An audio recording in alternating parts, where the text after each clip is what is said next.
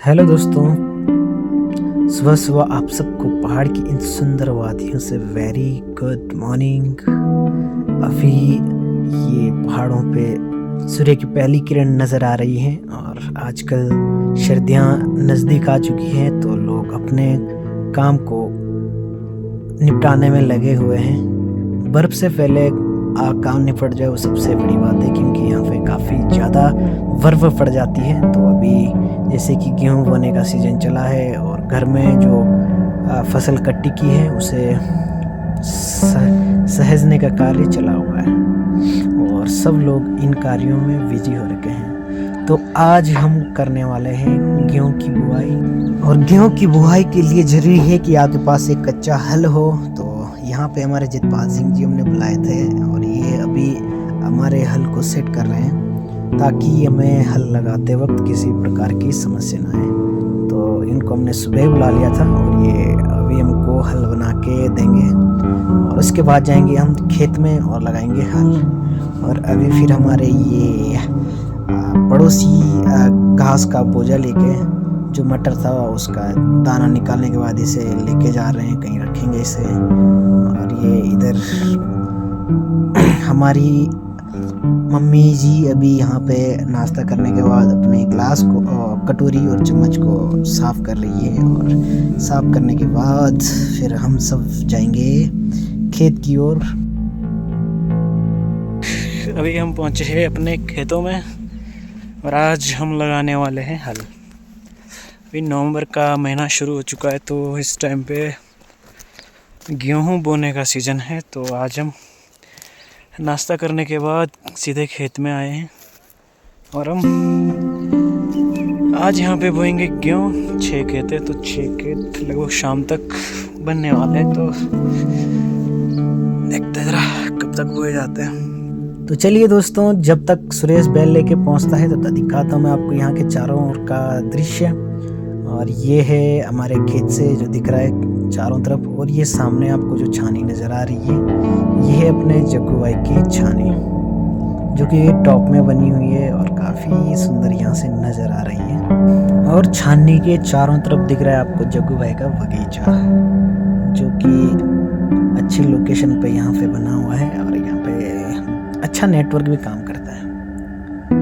तो अब यहाँ पे हमारे बैल भी नीचे से पहुँच चुके हैं और इन बैलों को जोतने के लिए हमें मम्मी का इंतज़ार करना पड़ेगा।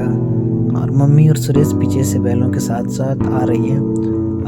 ये बैल को मम्मी जोत पाती, क्योंकि जो ये एक बैल है ये ज़्यादा डरता है तो बड़ी प्रॉब्लम्स हो जाती है हमें, इसलिए मम्मी से तो ये बैल डरता नहीं है तो मम्मी अक्सर जो जोतती है। और यहाँ पर भी मम्मी इन बैलों को जोतेगी। सुरेश ट्राई करेगा, लेकिन सुरेश से भी ये जोते नहीं जाते हैं क्योंकि जो ये बैल है डर जाता है। तो फिर हमें मम्मी का इंतज़ार करना पड़ेगा। और अभी मम्मी यहाँ पे बैलों को जोतने का काम कर रही है।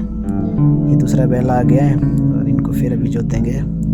और जब तक बैलों को जोतने के बाद मम्मी क्या करेगी, पूरे खेत में अभी गेहूं के बीज डालेगी।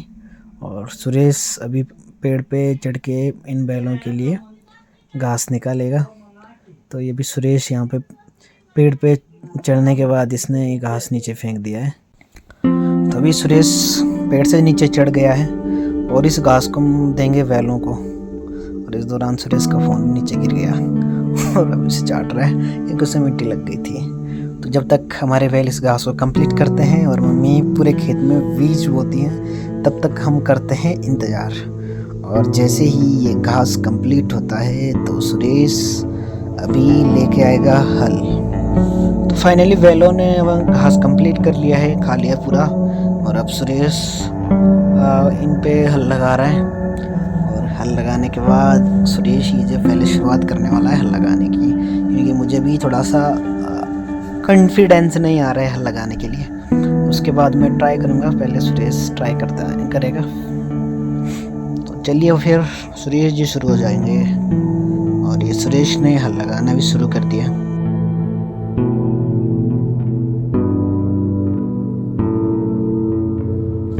और सुरेश को देखकर फिर मेरे अंदर भी कॉन्फिडेंस आने लग गया और मैंने सुरेश से हल मांगा और मैंने भी फिर हल लगाना उसके बाद शुरू कर दिया। और ये साथ साथ में जो खेत में आलू के दाने में दिख रहे थे, पीछे से एक आलू उठा रहा था और एक आगे हल लगा रहा था। और मम्मी जो साइड में जहाँ तक हल नहीं पहुँच पा रहा था वहाँ कुदाल की मदद से उसे खोद रही थी।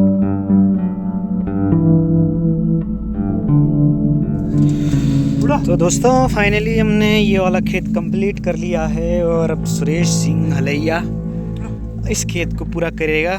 नीचे वाला मैंने पूरा किया है।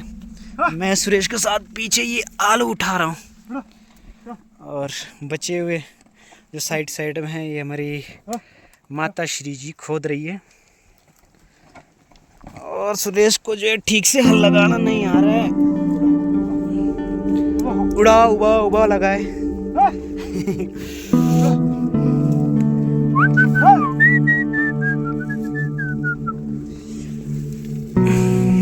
तो हमने जो है इस खेत में लगभग इतने सारे आलू कट्टे किए हैं, ये देख सकते हैं आप। अब ये खेत कंप्लीट होने के बाद हम जाएंगे ऊपर वाले खेत में, उसमें फिर वो दोनों ऊपर वाले जितने भी खेत है बड़े बड़े हैं उनमें ज़्यादा टाइम लगेगा। और ये सुरेश ने 3 बार इस हल को खोल दिया है, चौथे बार इसको लगा रहे हैं। तो हल लगाते लगाते प्यास भी लग गई थी, तो मैंने पड़ोस से एक जरकन लिया और उसमें यहीं पे साइड में जंगल है, जंगल से मैं पानी लेके आया। और उसके बाद हमने फिर जो दूसरा वाला खेत है हम पानी भर के वहीं गए। तो अभी हम पहुंच गए हैं ऊपर वाले खेत में और ये वाला सबसे बड़ा खेत है। इसके बाद हमारे पास 2 खेत ऊपर है जो छोटे छोटे हैं और एक बड़ा वाला खेत उस पार है जो टाइम लेने वाला है। और हमारे सुरेश हलैया थक गया और आधा हल लगा रहा है।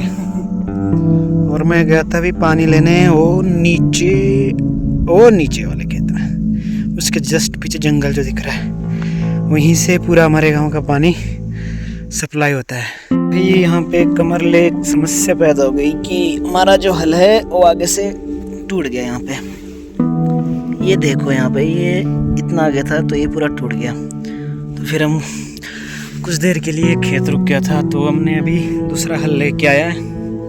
हाँ भाई, निपट गए सारा काम, 4 5 6 खेतों का काम एक साथ।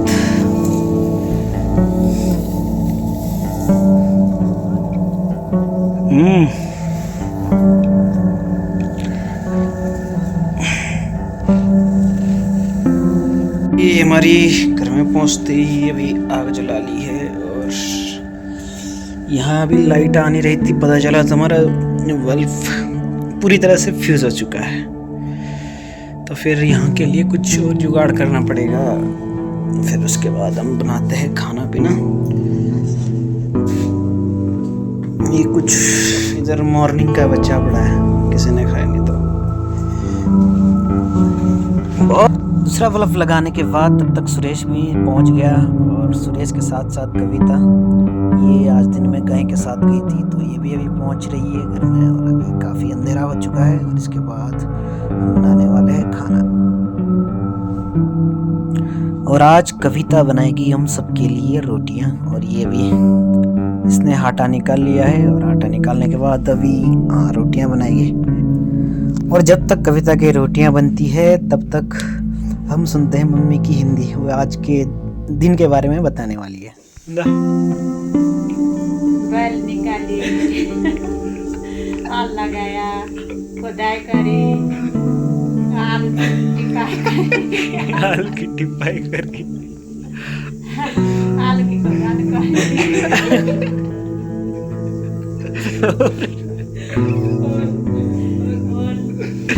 आलू को कटाने से लाया गया। अच्छा, और